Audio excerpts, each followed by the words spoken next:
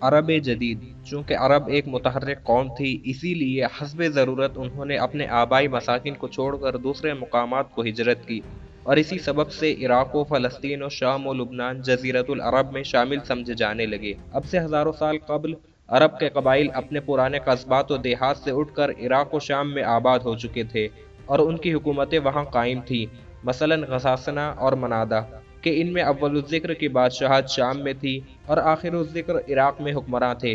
اس لیے اسلام سے پیشتر سے ہی ان مقامات کو عرب کا حصہ سمجھا جاتا تھا، لیکن بعض جدید محققین نے باب اور عاشور کی تہذیبوں کو عرب کے اجداد سے منسوب کر کے عرب تہذیب تجویز کیا ہے، اور موجودہ زبان عربی کو اسی زمانے کی امتداد زمانہ کے سبب بدلی ہوئی اور ترقی یافتہ زبان قرار دیا ہے۔ اقسام عرب: مورخین نے عرب کو دو قسموں میں تقسیم کیا ہے۔ ایک قسم وہ ہے جو فنا ہو چکی ہے، ان کو عرب بعیدہ کا نام دیتے ہیں، اور دوسری قسم وہ ہے جو باقی ہے، ان کو عرب باقیہ کا نام دیا جاتا ہے۔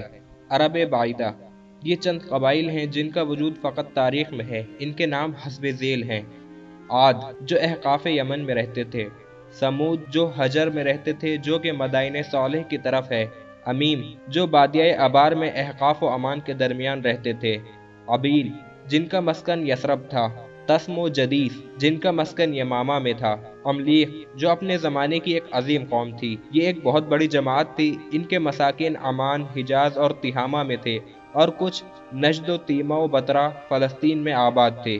جرہم، جن کا مسکن یمن میں تھا۔ ان لوگوں کے بقیہ مکہ میں چلے آئے تھے، اور انہی میں جناب اسماعیل علیہ السلام کا رشتہ ہوا۔ وبار، ان کا مسکن مقام وبار میں تھا جو انہی کے نام سے موسوم ہے۔ یہ بھی ختم ہو گئے۔ چونکہ عرب کی سرزمین زیادہ تر جٹیل میدانوں، ریگزاروں اور خشک پہاڑوں پر مشتمل ہے، اسی لیے یہاں کے سکان آب و علف کی تلاش میں ادھر ادھر نکل جاتے تھے۔ عرب کی سرزمین میں ہندوستان اور یورپ جیسی سرسبز وادیاں نہیں ہیں، اور اگر ہیں تو بہت کم ہیں۔ اس لیے باہر کی کسی قوم کا ہجرت کر کے وہاں اپنا مسکن بنانا قرین قیاس نہیں ہے۔